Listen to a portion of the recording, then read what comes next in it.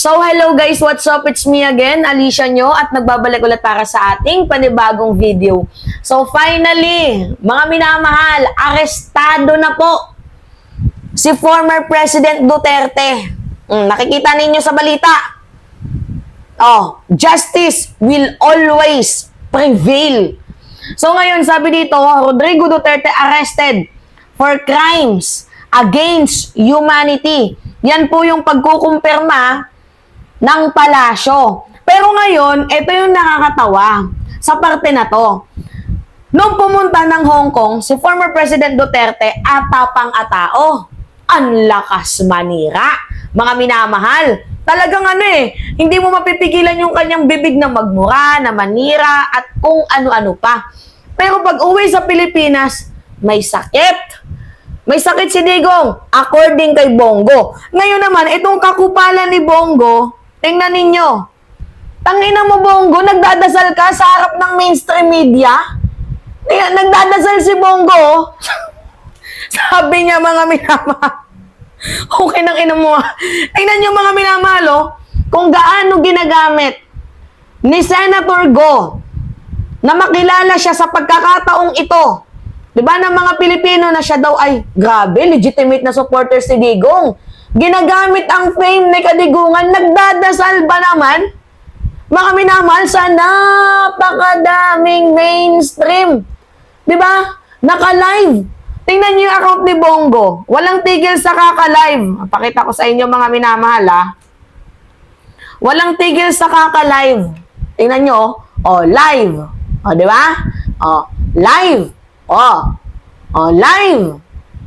Ay, talaga nga naman si Go, kinarir ng pagiging vlogger, live. Nagda-live. Nagdadasal sa harap na. Ay, naku, Diyos ko. Live. Ay, kakaiba talaga itong si Senator Go.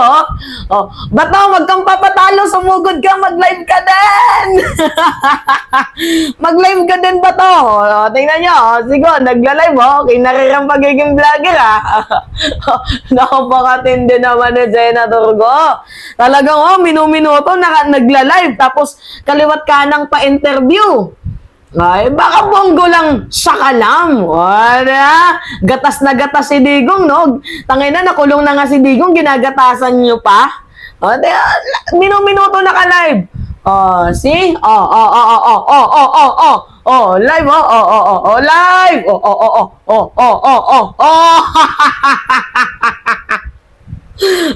Makinig nga tayo. Anong sabi dito? Sinabi kanina ni General Malvila, kasama kami. Opo, kumain naman po si General Malvila kanina. Oo, sinabi ni General Malvila kanina.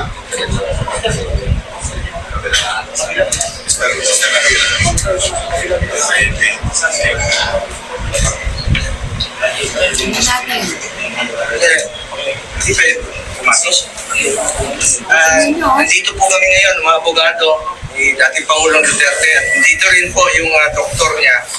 Alam po, hindi kami pinadaan. May instruction po si Ruth, no? Hindi kami papasukin. Constitutional right po yan, medical. Nandito yung mga doktor. Doc Agnes.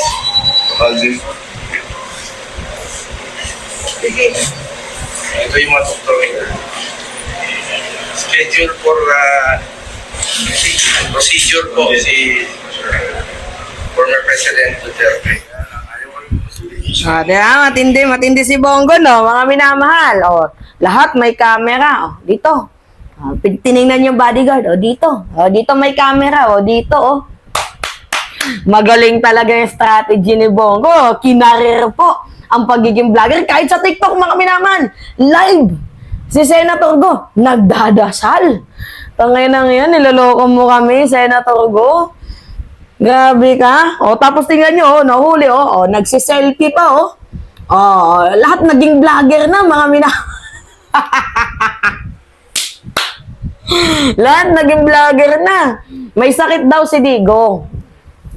Parang GMA lang, Nung hinuli, biglang nagkaroon ng neck brace, Mga parang si Kay Buloy din, Gusto magpa-hospital arrest, Bakit ganon? Di ba? Kung matatandaan ninyo, Ano yung sabi ni Digong noon? Hurry up daw, ICC. Pakita natin sa inyo, ha. Sinabi ni former President Duterte yan. Hurry up, ICC. Pakita natin sa inyo. Yan, oh. Oh.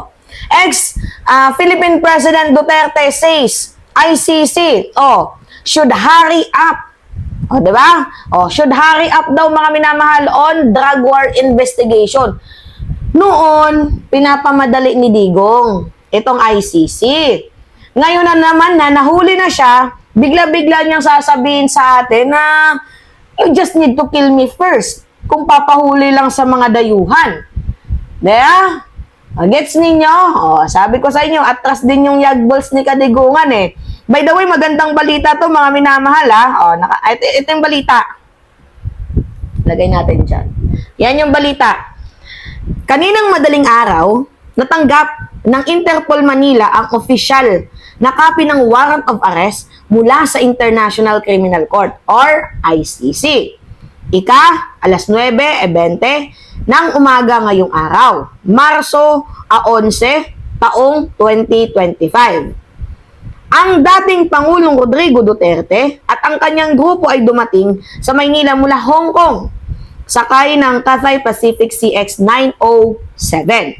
Sa kanyang pagdating, inihain ng Prosecutor General ang ICC notification para sa isang arrest warrant sa dating Pangulo para sa isang krimen laban sa sangkatauhan.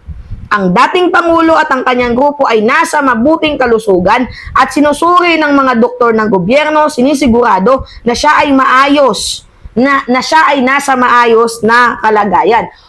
Sinusuri naman pala eh. Buti pa nga eh. Kahit pa paano, chine-check up time to time itong si former President Duterte, pero yung mga pinatay ninyo, pinalibing ba ninyo? Hinayaan lang ninyong nakahandusay dyan sa kalye. Ang mga opisyal ng PNP ay nagpatupad ng warrant ay tinitiyak na may suot na body camera para transparent. Good job, PBBM, para walang masabi. Sa ngayon, nasa kustodiya na siya ng kinauukulan. Good job. Bongo, ayusin mo pa yung pagdarasal mo. Kakaiba si Bongo mga minamahal, nagdasal, kanino siya nagdadasal? Sa Diyos mo o sa demonyo? Tingnan nyo, magaling umacting, 1, 2, 3, script. Grabe itong si Bongo, nagdarasal. Hindi yan nagmamakaawa mga minamahal. Nagdadasal talaga itong si Senator Go. Kanina gumaganon pa siya. Tapos nagsa-sign of a cross. Ay, nagdadasal din pala yung mga Diablo, no? Alam niyo kung bakit mainit dito sa Pilipinas? Imbis na puno kasi, yung nakikita natin, puro tarpaulin itong hayop na to. Puro tarpaulin ng mga Diablo, kaya sobrang init dito sa bansang Pilipinas. Ngayon, nahawak na ng kustodiya itong si former President Duterte. Isa lang ang hiling natin. Sana manlaban, mga minamahal. Sana manlaban nitong si Kadigungan. We are waiting na siya ay manlalaban. Kasi ano sabi niya? You just need to kill me first. So we are waiting na itong si Digong ay manlaban. Inaantay natin na manlaban itong si Kadigungan para malaman natin, mga minamahal. 'Di ba? Para maramdaman din niya yung naramdaman ng mga AJK victims, di ba, na sabi nanlaban daw, pero ang totoo, hindi naman nanlaban. Pero ngayon, gusto natin makita yung real na nanlalaban itong si Digong. Paano kaya? Yung hawak niyang baston, gaganon niya sa ICC? Di ba? By the way, hooray! Yehey! Ang masasabi ko lang, napakaganda po ng araw na to. Anong araw ngayon? Mga minamahal, ay March 11. March 11 is the luckiest day. Madami man na nagsasabi noon, ang tagal naman ng ICC has no effect. Sabi pa nga ni Harry Roque, hindi, yung warrant niya is yung about sa inciting to sedition. Tingnan ninyo, gaano ka fake news si Roqueta. Ang sabi din ni Roque, alas 4 daw darating si Digong. Pero nahuli, bandang alas 10. Diyan sa airport sa Naiano. Diba? Mga sinungaling nga. Sabi ko nga sa inyo, mga minamahal. Diba? Kung inciting to sedition yan, bakit naglabas ng arrest warrant ang Interpol? Diba? Next ka na, Harry Roque, kaya wag mong pilitin na umuwi sa Pilipinas. Kung ayaw mong, meron kang paglalagyan. Diba? Karma is a bitch nga naman. So, lahat 'Diba? Bilog ang mundo, umiikot ang paso, umiikot ang ang gulong. Minsan nasa ibabaw, minsan nasa ilalim. Kaya, kung ayaw mong makarma, gumawa ka ng mabuti sa kapwa mo. Yun lang. Update tayo ulit mamaya, mga minamahal. Kung makikita natin si Digong ay nasa kulungan na nga. Alright? Ingat, mga kababayan.